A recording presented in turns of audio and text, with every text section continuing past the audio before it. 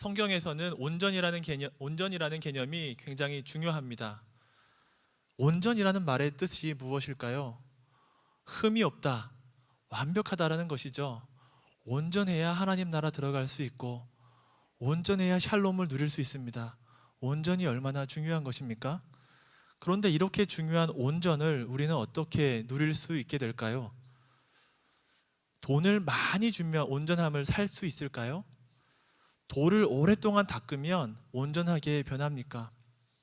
장애와 질병을 좋은 병원에서 싹 다 고치면 온전하게 됩니까? 예수님 믿는 순간에 우리가 다 온전하게 변하는가요? 그렇지 않습니다. 오늘 본문의 야고보는 주님을 닮아가는 이 온전함의 비결을 알려주고 있습니다. 그것은 바로 인내입니다. 인내를 통해서 우리가 온전해진다 가르쳐 줍니다. 우리가 왜 온전하게 되지 못할까요? 인내하지 못하기 때문입니다.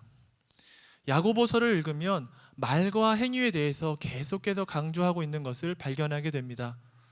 그런데 말하고 행동하는데 꼭 따라가야 하는 덕목이 바로 인내이죠.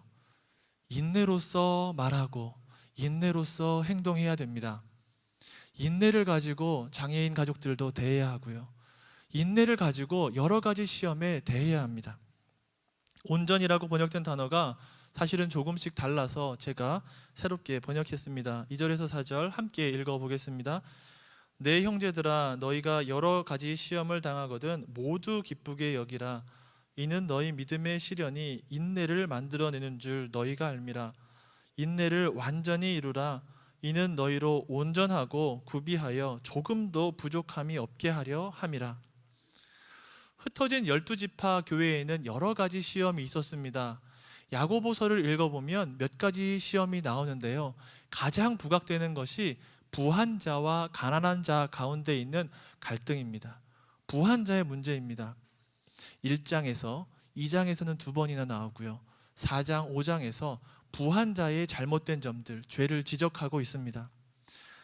근접 본문이 2장 2절 이하를 함께 읽어봅시다. 만일 너희 회당에 금가락지를 끼고 아름다운 옷을 입은 사람이 들어오고 또 남루한 옷을 입은 가난한 사람이 들어올 때에 너희가 아름다운 옷을 입은 자를 눈여겨보고 말하되 여기 좋은 자리에 앉으소서 하고 또 가난한 자에게 말하되 너는 거기 서 있든지 내 발등상 아래에 앉으라.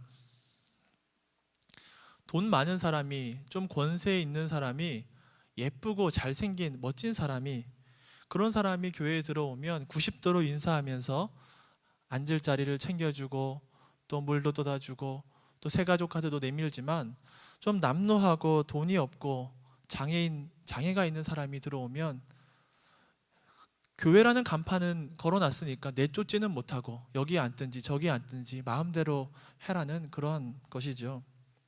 사실 한국 교회는 장애인들에게 이러한 시각을 가지고 있었습니다. 통계청 자료를 살펴보면 개신교 인구가 약 1,000만 명이 됩니다. 인구의 약 20%이죠. 그런데 장애인 인구의 약 3에서 5%만이 예수님을 믿습니다. 비장애인과 비교하면 너무나 떨어지는 수치입니다. 지적 자폐성 장애인만을 꼽으면 아마도 그보다 더 적을지도 모르겠습니다. 통계적으로 말씀드리면 한국 교회는 장애인들에게 복음 전하기를 너무나 소홀하게 했습니다. 현재도 장애인을 위한 신앙교육 컨텐츠라든지 세례의 문답, 또 이러한 표준적인 문제가 좀 미비합니다. 제가 신앙생활하고 또 봉사했던 여러 교회들이 있습니다만 교회에서 장애인 부서를 운영하는 교회가 빗소금 교회가 하나입니다. 아마 한국 교회는 금가락지 끼고 아름다운 옷을 입은 사람들에게 복음을 전해야 좀 힘있고 또 주님이 기뻐하신다 착각했던 것 같습니다. 교회 역사를 돌아보면 그렇게 생각했던 시간이 있었습니다. 중세교회가 대표적이지요. 그런데 우리 예수님이 이 땅에서 어떻게 사셨습니까? 어린아이들과 장애인들과 연약한 사람들과 차별받는 사람들 늘 함께 하신 주님입니다. 예수님이 과연 오신 메시아가 맞는가 의심하고 물어보는 세례 요한의 제자들에게 예수님께서는 이렇게 말씀하셨습니다. 마태복음 11장 4절 5절 함께 읽어보겠습니다. 너희가 가서 듣고 보는 것을 요한에게 알리되 시각장애인이 보며 지체장애인이 걸으며 한센병자가 깨끗함을 받으며 청각장애인이 들으며 죽은 자가 살아나며 가난한 자에게 복음이 전파된다 하라. 마태복음 11장이나 인용된 이사야 61장에는 이렇게 종류별로 장애인이 열거되고 있습니다. 그러면서 가난한 자도 함께 나옵니다. 그래서 오늘 본문의 가난한 자의 문제, 야고보서에 많이 나오는 이 가난한 자의 문제를 장애인의 문제라고 보아도 전혀 문제가 안 됩니다. 우리 예수님은 이 땅에 계실 때 소외받고 차별받고 장애 있는 사람들 옆에서 일하셨습니다. 이들을 위로하셨습니다. 흩어진 12지파 세상의 모든 교회와 성도에게는 여러 가지 시험이 있습니다. 그런데 우리는 먹든지 마시든지 무엇을 하든지 다 하나님의 영광을 위해서 살아가야 하는 존재들입니다. 그러니까 먹든지 마시든지 무슨 일을 하든지 무슨 일 가운데서 다 시험이 존재한다는 것이지요. 모든 사람들이 겪는 이 코로나19 문제라든지 대학 수학 능력 시험이라든지 이런 것들도 신앙인들에게 믿음의 문제로 시험으로 다가올 수 있습니다.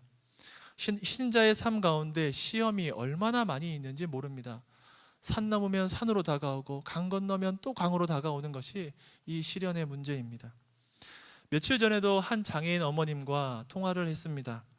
장애가 있는 자녀를 돌보고 믿음으로 살아가는데 너무나 힘이 든다는 말씀입니다.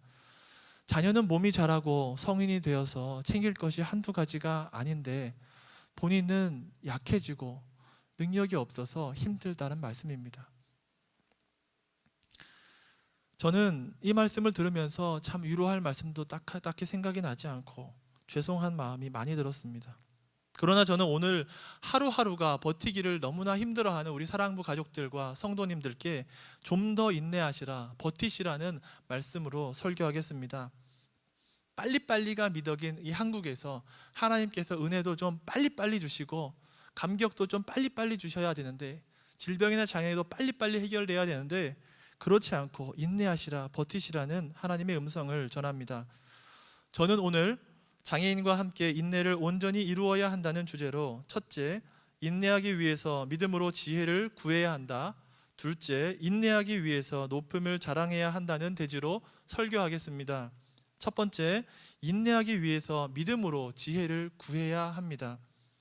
주의 형제 야고보는 어떻게 인내할 수 있다고 가르칩니까? 후히 주시고 꾸짖지 아니하시는 하나님께 지혜를 구하라고 가르칩니다. 하나님께 구하고 의심하지 말라고 가르칩니다. 인내하기 위해서는 믿음으로 지혜를 구해야 합니다. 우리가 왜 인내하지 못할까요? 하나님께 구하지 않기 때문입니다. 하나님께 지혜를 구하지 않는 자는 인내할 수가 없습니다. 크리스천 장애인과 그 가족들이라고 할지라도 장애로 인해서 좌절하는 경우가 있습니다. 이 땅의 장애로 인해서 슬퍼하고 아파하고 우울해하는 것이죠. 또한 장애가 없더라도 이 어려운 코로나 시기에 여러 가지 문제로 어려워하는, 낙심하는 신자들이 있습니다. 왜 그렇습니까? 많은 어려움들이 있지만 하나님께 지혜를 구하지 않기 때문입니다. 5절에서 8절 말씀 함께 읽어보겠습니다.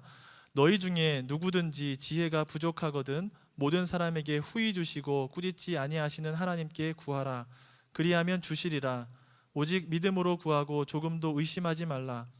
의심하는 자는 마치 바람에 밀려 요동하는 바다 물결 같으니 이런 사람은 무엇이든지 주께 얻기를 생각하지 말라. 두 마음을 품어 모든 일에 정함이 없는 자로다. 왜 하나님께 지혜를 구하지 못합니까? 두 마음을 품고 의심하기 때문입니다. 두 마음이란 하나님께 구할 때 온전히 신뢰하지 못하고 의심하는 것입니다. 이 말은 의심하지 않고 하나님께 무엇이든지 구하면 하나님께서 다 해주신다, 그런 말씀은 아닙니다. 하나님께 지혜를 구하고 의심하지 않으면 하나님께서 주신다는 말씀입니다. 구해야 할 것은 지혜라고 하는데, 그렇다면 이 지혜는 과연 무엇일까요? 간단히 말하면 야고보가 말하는 이 지혜는 세상을 살아갈 때 어떤 요령이나 처세술을 말하는 것이 아닙니다. 이 지혜는 바로 하나님의 뜻을 아는 지혜입니다. 하나님의 뜻을 깨닫고 그 뜻대로 행동하는 지혜를 말합니다. 야고보는 장애 때문에 육체의 한계를 경험하고 있고 또 마음이 무너지고 있는 우리들에게 지혜를 구하라고 도전하고 있습니다. 내 마음대로 내 기준대로 사람을 차별하고 약자에 대해서 무관심한 우리에게 지혜를 구하라고 하는 것이죠. 생각해 보십시오. 이 땅에서 치료되지 않는 장애가 있음에도 불구하고 어떻게 인내할 수 있습니까? 어떻게 기뻐할 수 있습니까? 지혜가 있기 때문입니다. 하나님의 뜻을 알기 때문입니다. 우리가 어떻게 하나님의 뜻을, 지혜를 얻게 됩니까? 하나님의 말씀을 통해 알게 됩니다. 본문에서도 이 지혜는 말씀과 긴밀한 관련이 있습니다. 세 본문을 차례대로 같이 읽어보겠습니다. 18절입니다. 그가 그 피조물 중에 우리로 한 첫 열매가 되게 하시려고 자기의 뜻을 따라 진리의 말씀으로 우리를 낳으셨느니라. 21절 모든 더러운 것과 넘치는 악을 내버리고 너희 영혼을 능히 구원할 바 마음에 심어진 말씀을 온유함으로 받으라. 11절입니다. 해가 돋고 뜨거운 바람이 불어 풀을 말리면 꽃이 떨어져 그 모양의 아름다움이 없어지나니 부한 자도 그 행하는 일에 이와 같이 쇠잔하리라. 오늘 본문 11절이 왜 말씀과 연관이 될까요? 이사야 40장 7절 8절의 인용입니다. 같이 읽어보겠습니다. 풀은 마르고 꽃이 시들면 여호와의 기운이 그 위에 불미라. 이 백성은 실로 풀이로다. 풀은 마르고 꽃은 시드나 우리 하나님의 말씀은 영원히 서리라. 야고보는 부유한 자의 종말을 꽃과 풀의 시들매 비유했습니다. 그런데 원래는 넣어 있는 하나님의 말씀은 영원히 선다라는 이 구절을 일부러 뺀 것입니다. 몰라서 뺀 것이 아닙니다. 부유함의 한계를 강조하기 위함이죠. 그리고 하나님의 말씀이 영원히 서리라 이 구절을 부자들에게는 일부러 감춘 것입니다. 말씀을 감춘 것이죠. 이 시대는 돈만 많으면 무엇이든지 할 기세입니다. 돈을 많이 벌기 위해서 무엇인지 다 하려고 합니다. 그런데 과연 돈만 많으면 그만입니까? 돈을 다발로 싸서 하나님 나라에 가지고 들어가실 수 있습니까? 그럴 수 없는 일입니다. 이 땅에 돈이 많이 있는데 하나님 말씀이 없고 지혜가 없으면 아무 소용이 없습니다. 결국에는 꽃과 풀처럼 말라버릴 것입니다. 여러 가지 시험이 있는 장애인과 그 비롯해 우리 모두가 인내하기 위해서는 말씀이 필요합니다. 후히 주시고 꾸짖지 아니하시는 하나님께 지혜를 구해야 인내할 수 있다는 것입니다. 성경에 보니까 이 땅의 삶이 전부가 아니더라. 하나님의 말씀에는 새하늘과 새 땅에 질병과 장애가 없다더라. 믿어지기 어렵지만 이 땅의 장애와 질병은 하나님이 쓰시는 귀한 도구더라. 이 말씀을 붙들어야 합니다. 이러한 지혜의 말씀을 붙들 때에 무너지는 육신과 마음을 추스리고 인내할 수 있게 되는 것입니다. 아니 목사님이 장애를 경험하면, 목사님이 장애인 식구라면 그렇게 기쁘게 인내하실 수 있습니까? 그렇게 반문하시면 제가 자신 있게 아무렴요, 제가 목사인데 저는 그런 어떤 어려움이 있어도 능히 기뻐하면서 인내할 수 있습니다, 이렇게 자신 있게 말씀드리지는 못하겠습니다. 하지만 저는 우리 교회 장애인들 부모님을 뵐 때 이러한 말씀이 진리라는 것을 보고 있습니다. 장애가 있는 자녀를 돌보는 것이 정말 힘들고 경제적으로는 쪼들리고 인간관계는 넓게 갖지 못하지만 하나님의 말씀을 가지고 성장해 가시는 우리 장애인 가족들을 제가 보고 있다는 겁니다. 어제와 다른 새로운 오늘의 삶을 살아가고 계십니다. 말씀으로 성화에 이르는 장애인 가족들의 삶을 제가 보고 있습니다. 오영순 권사님께서 이 자리에서 간증하셨지만 권사님이 42년간 자녀를 키우면서 인내하실 수 있는 비결이 무엇이었겠습니까? 말씀을 붙든 것 아니십니까? 말씀을 붙들고 오늘도 견디고 인내하여서 놀라운 하나님의 뜻을 나타내고 있는 것입니다. 코로나19 시대 장애인들과 가족들은 주일에 예배당 나오는 것이 너무 힘듭니다. 감염 우려 때문에 사랑부 예배도 줌으로 드릴 수밖에 없고요. 심지어 사랑의 주간보호센터, 사랑의 토요교실은 1년째 모이지도 못하고 있습니다. 다들 어려움을 겪고 계시지만 우리 장애가 있는 가족들 더 어려운 실정입니다. 평소 가던 직장이나 보호센터를 이용하지 못해서 24시간 가정에서만 있어야 하는 현실인데 그마저도 더 어려운 문제들이 산적해 있으니 너무너무 힘든 상황이죠. 이 시대 모두가 어렵지만 장애인 가족들이 특히 어려운 시기를 보내고 있다는 것을 기억해 주시면 좋겠습니다. 이러한 어려운 때 우리는 무엇을 해야 합니까? 지혜를 구해야 합니다. 하나님, 하나님의 뜻을 알게 해 주십시오. 말씀 붙들고 인내하게 해 주십시오. 인내해서 온전케 하여 주옵소서. 하나님의 뜻을 깨닫게 될 때 기쁘게 인내할 수 있다는 것을 믿으시기 바랍니다. 두 번째, 인내하기 위해서 높음을 자랑해야 합니다. 야고보는 시험을 당할 때 기쁘게 여기라고 했습니다. 오늘 본문 중에는 이 기쁘게 여기는 모습이 묘사되어 있습니다. 그리고 이 기쁘게 여기는 모습은 인내의 방법이기도 합니다. 9절 10절 말씀을 함께 읽어보겠습니다. 낮은 형제는 자기의 높음을 자랑하고 부한 자는 자기의 낮아짐을 자랑할지니. 여기서 낮은 형제는 부한 자와 대조를 이루고 있습니다. 그러니까 낮은 자는 가난한 자라는 말입니다. 이 가난한 자, 부한 자가 높고 낮음과 연관되어 있습니다. 그렇다면 야고보가 말하는 이 높음이란 무엇입니까? 여러분들 한번 말씀을 찾아보십시오. 야고보서 1장 전체에서 가장 높은 단어가 무슨 단어입니까? 야고보서 1장에서 이 높음이 가리킬 수 있는 단어가 하나밖에 없습니다. 한번 찾아보시기 바랍니다. 바로 1절의 주라는 단어입니다. 그리고 2장 1절에서는 영광의 주라고 했습니다. 부활 승천하셔서 지금도 하늘 보좌에서 우리를 이끌어 가시는, 만국을 다스리시는 주님이 가장 높으신 분입니다. 베드로는 이 주님을 이렇게 찬송하고 있습니다. 같이 읽어봅시다. 우리 주 예수 그리스도의 아버지 하나님을 찬송하리로다. 그의 많으신 긍휼대로 예수 그리스도를 죽은 자 가운데서 부활하게 하심으로 말미암아 우리를 거듭나게 하사 산 소망이 있게 하시며 썩지 않고 더럽지 않고 쇠하지 아니하는 유업을 잊게 하시나니 곧 너희를 위하여 하늘에 간직하신 것이라.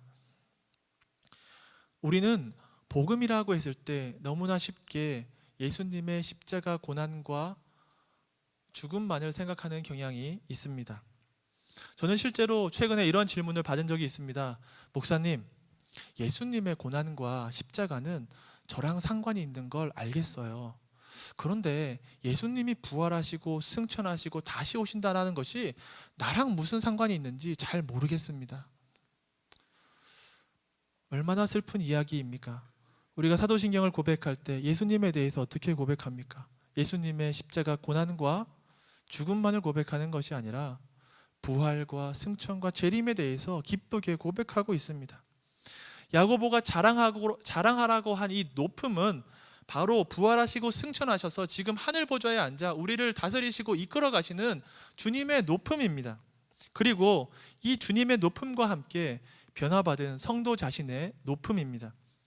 에베소서 2장 4에서 6절 말씀을 함께 읽어보겠습니다. 긍휼이 풍성하신 하나님이 우리를 사랑하신 그 큰 사랑을 인하여 허물로 죽은 우리를 그리스도와 함께 살리셨고 너희는 은혜로 구원을 받은 것이라. 또 함께 일으키사 그리스도 예수 안에서 함께 하늘에 앉히시니. 우리는 승귀하셔서 지금도 보좌에서 다스리고 계시는 주님의 통치를 잊고 살아가는 경우가 참 많이 있습니다. 구원은 받았지만 내 신분의 변화를 고백하고 체험하며 살아가지 못하는 일이 많이 있다는 것입니다. 그래서 이 땅에서 당당하게 살아가지 못하고 주눅들어 살아가기 십상입니다. 내가 장애가 좀 있어서 당당하지 못하고, 내가 좀 돈이 없고 남루하고 쪼들려서 당당하지 못하고 뒤로 숨고 싶고, 내 외모가 남들에 비교해서 보잘것없이 보여서 숨어버리고 싶은 그러한 무슨 말입니다. 이렇게 당당하지 못한 그리스도인으로 살아간다면 부활 승천하셔서 저 하늘 보좌에서 만국을 다스리시는 우리 주님 예수님께서 얼마나 슬퍼하시겠습니까? 우리는 예수님을 잘 알아야 합니다. 그리고 더 잘 알아야 합니다. 십자가 고난과 죽으심만 고백하는 것이 아니라 부활 승천하셔서 지금도 하늘 보좌에서 우리의 삶을 이끌어 가시는 주님의 높음을 붙들고 자랑하시기 바랍니다. 하나님의 뜻을 깨닫고 부활 승천하신 주를 붙들고 자랑하는 장애인과 함께하는 교회가 되어야겠습니다. 나한테 비록 장애가 좀 있고 돈은 좀 없지만 나는 누구냐? 승천하신 주님과 함께 하늘에 앉힌 높임받은 하나님의 자녀다. 당당하게 살아가시기를 바랍니다. 그리고 복음 앞에서 세상의 가치들은 낮고 낮은 것임을 자랑해야겠습니다. 장애인을 섬긴다고 하는 우리 복지위원회나 또 빛소금 교회가 과연 자랑할 것은 무엇입니까? 우리 교회가 그래도 장애인 사역에 돈을 좀 많이 써. 그런 걸 자랑해야겠습니까? 우리 교회에는 장애인 부서가 3개나 돼. 다른 교회는 하나도 없는데 우리는 이런 부서도 있잖아. 이런 것을 자랑하기 전에 우리는 주님께서 피 흘려 사신 지체를 자랑해야 되는 것 아닙니까? 높고 높은 우리의 형제들을 자랑해야 합니다. 교회 안에 연약한 성도, 가난한 성도, 장애인 성도들 우리 주님께서 높여주셨구나 자랑해야겠습니다. 이들을 안타깝고 불쌍하게 볼 이유가 전혀 없습니다.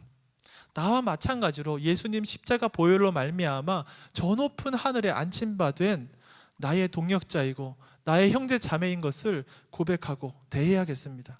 그리고 내가 세상에서는 조금 괜찮게 보이는 것들, 학력이나 부나 명예나 건강이 있다면 이러한 것들은 예수님의 십자가 아래에서 낮고 낮은 것이다 자랑하시기를 바랍니다.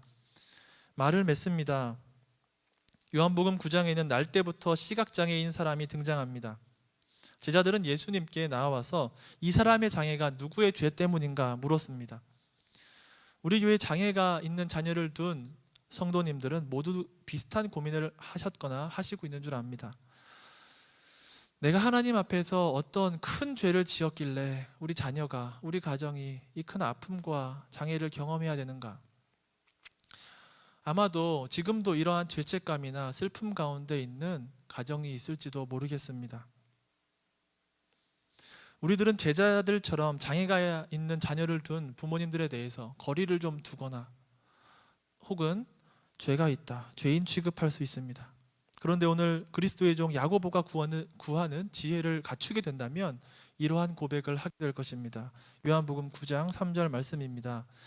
함께 읽어봅시다. 예수께서 대답하시되 이 사람이나 그 부모의 죄로 인한 것이 아니라 그에게서 하나님이 하시는 일을 나타내고자 하심이라. 사랑하는 빛소금 교회 성도 여러분, 우리는 하나님의 말씀을 통해서 지혜를 갖추고 살아가고 있습니다. 세상 역사의 결국을 이미 알고 있고 체험하면서 살아가는 존재들입니다. 새 하늘과 새 땅에는 장애가 다시 없을 것임을 알고 있습니다. 그렇지만 이 땅에서 우리가 인내하고 완전하게 되기를 위하시는 하나님께서 장애를 좀 남겨두셨고 질병을 남겨두셨고 여러 가지 문제를 남겨두셨음을 믿으시는 성도님들 되시기를 바랍니다. 그리고 하나님의 일을 나타내기 위해서 이들 장애인을 우리 곁에 붙여주셨음을 감사해야 하는 성도님들 되시기 바랍니다. 뿐만 아니라 인생의 여러 가지 시험 가운데 인내하시기를 바랍니다. 하나님께서 여러 가지 시험을 통해서 우리를 인내케 하시고 온전케 하실 것입니다.